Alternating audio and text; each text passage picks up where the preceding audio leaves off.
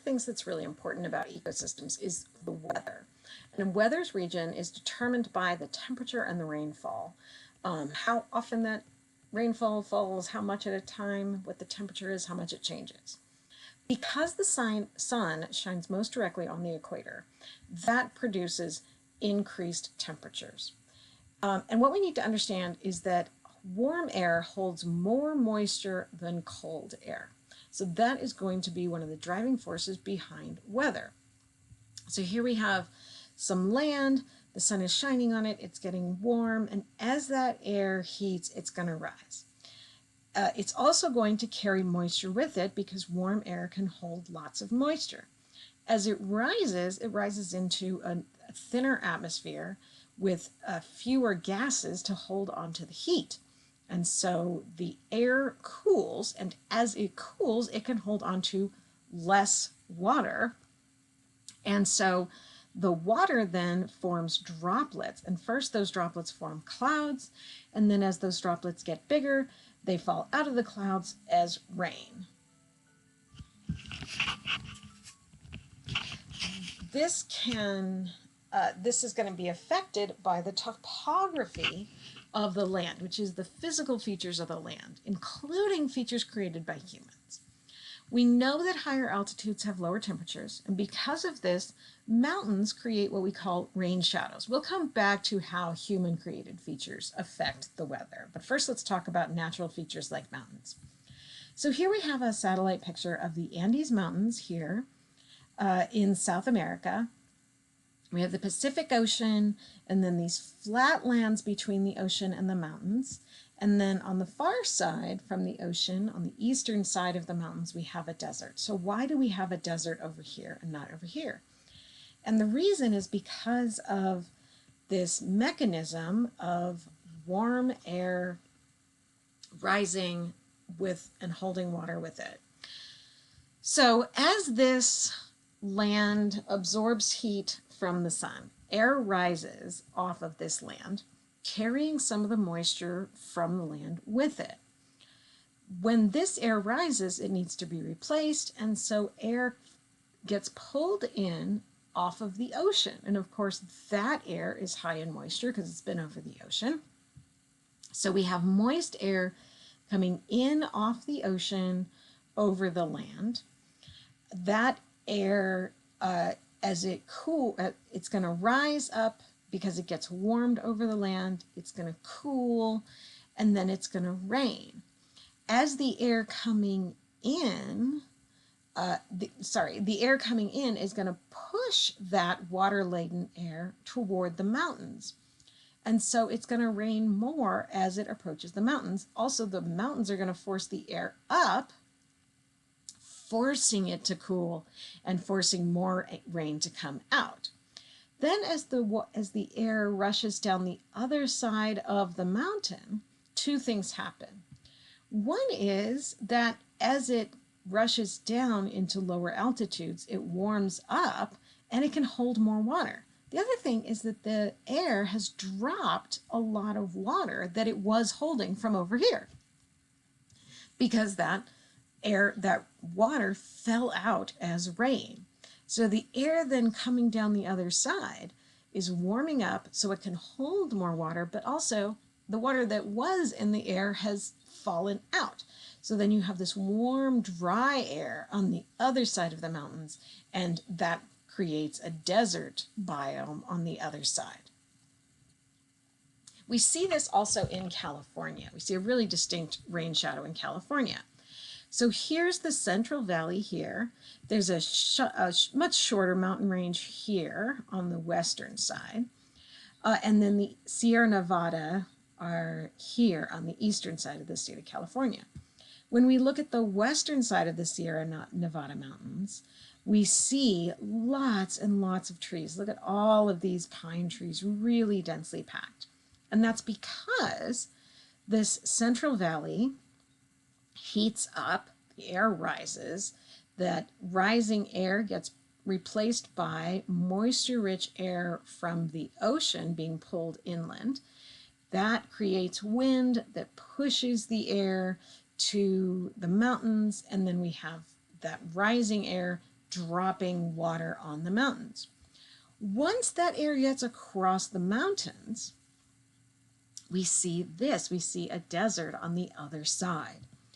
So here, these mountains are covered with snow because that moisture fell in high altitude mountains as snow. So here are those mountains covered with snow, and you can see that even on this side, there's a lot fewer trees in the mountains on this eastern side. And then once we get past those high elevation Sierra Nevada mountains, we have much, much less water, much less rainfall.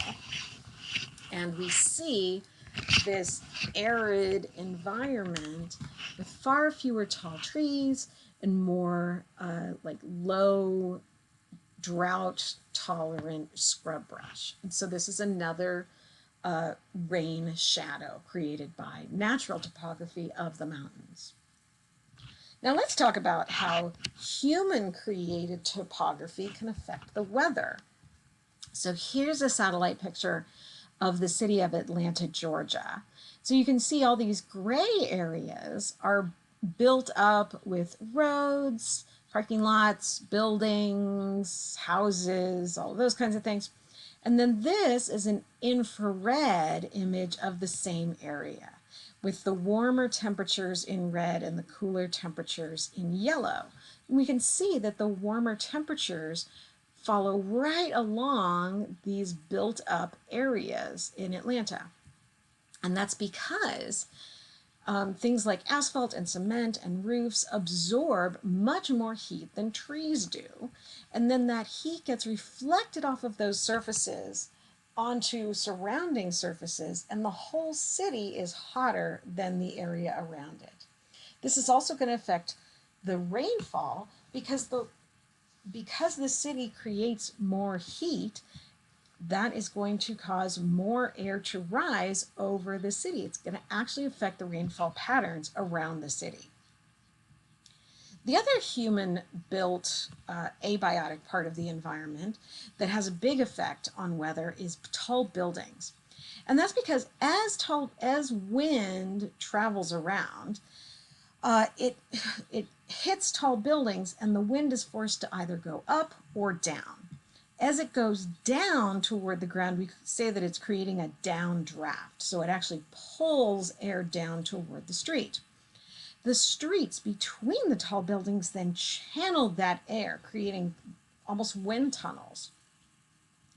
And so we see increased wind speeds, especially at ground level, because of the wind moving through the city combined with the downdraft from the buildings. Oceans can also have a big effect on weather because water absorbs more heat than air, 10,000 times as much as air. This means that the water temperature is going to fluctuate less than the air temperature around the water. Remember that water heats slowly and cools slowly because changing the temperature of the water involves making and breaking hydrogen bonds between the water molecules. So as sun shines on water, the water absorbs that energy from sunlight, and first the hydrogen bonds between water molecules absorb that energy, and those hydrogen bonds have to be disrupted. So it is slower for water to change temperatures than for air to change temperatures. Now, this affects the weather over the entire planet as water of different temperatures moves around the planet.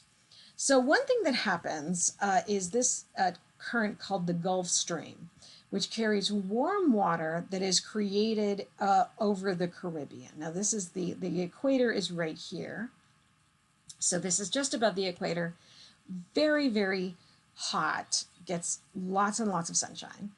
And so the warm water here rises, the water here warms a lot, That warm water is then pushed by air currents up across the northern coast of, or the eastern coast of North America.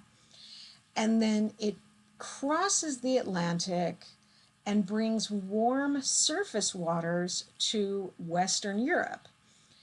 This means that the temperature of places in Western Europe are much warmer than places at the same latitude in the west coast of North America.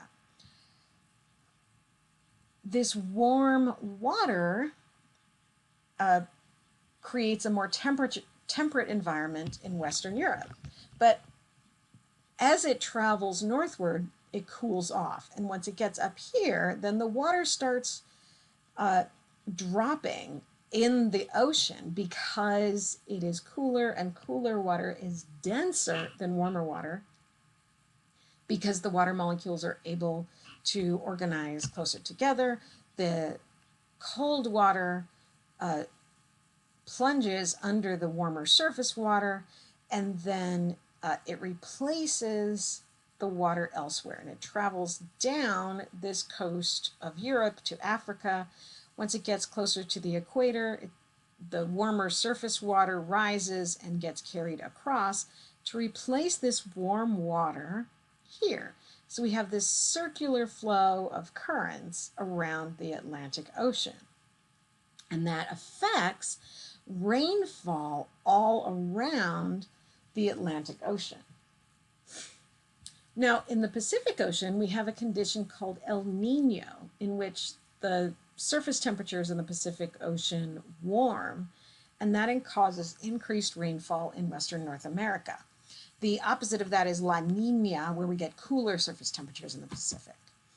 The El Nino was named because it occurs usually around Christmas, which is the birthday of El Nino, the baby Jesus. So they called it El Nino. Anyway, and then the opposite they named La Nina, which I guess is the opposite of El Nino. Anyway, in the usual conditions, the warm water